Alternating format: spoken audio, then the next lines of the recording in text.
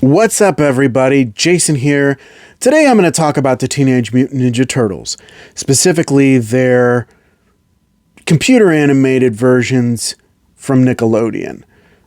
It first premiered back in 2012, so for all intents and purposes, I'm going to call it TMNT 2012 from here on out.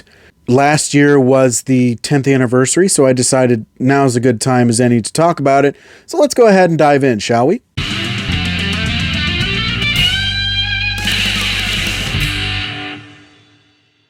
Now, I grew up on Teenage Mutant Ninja Turtles from the video games, the movies, TV shows.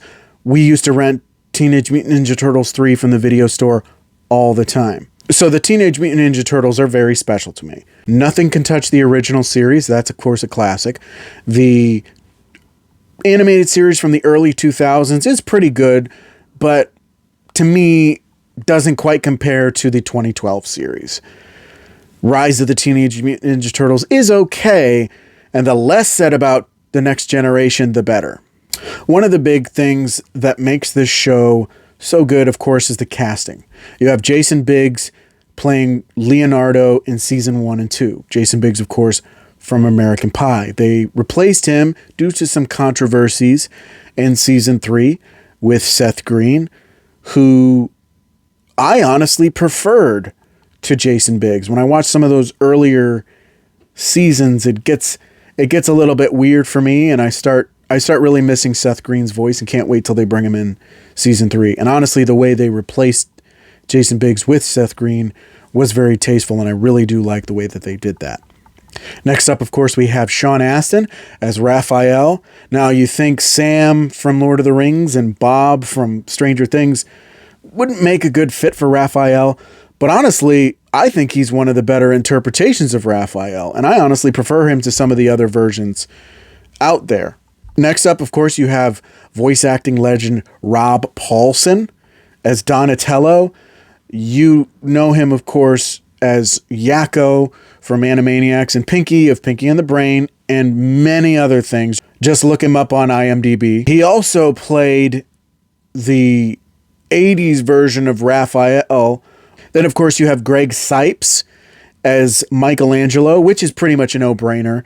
He plays a very similar character in Beast Boy in Teen Titans and Teen Titans Go, and he just has that aloof goofball quality, but he's not entirely a dumb bunny. Yeah, he can be a little dense, but when the chips are down, you can always count on Michelangelo.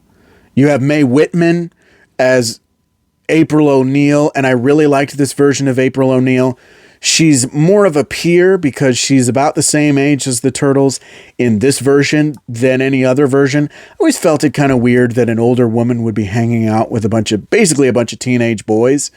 But this show really kind of fixes that weirdness by making them peers instead of making her their older. And of course, you have Kevin Michael Richardson as the voice of Orogu Saki, the Shredder, and he's terrifying. Absolutely terrifying. I think this is the most brutal version of the Shredder that we've seen in anything so far, and I'm even including the movies and the early 2000s series as a part of that. And then, of course, you have many other great voice acting talents behind the show. You have Kelly Hu as Karai. You have Phil Lamar as Baxter Stockman. Clancy Brown as Dog Pound /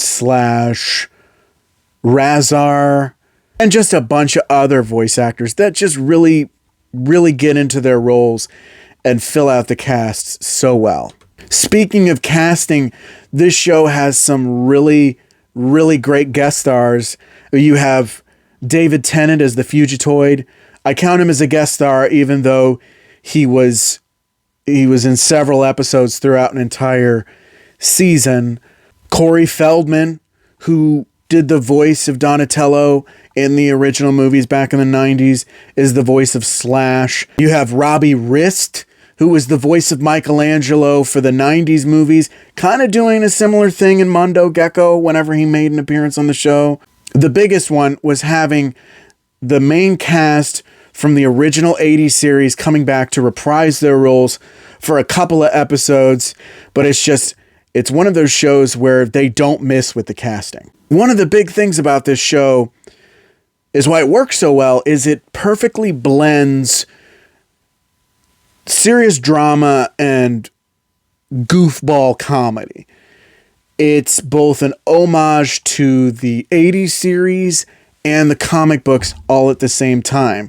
And it does it in such a intricately woven way that really resonates with the audience. And there are some really heartfelt and shocking moments.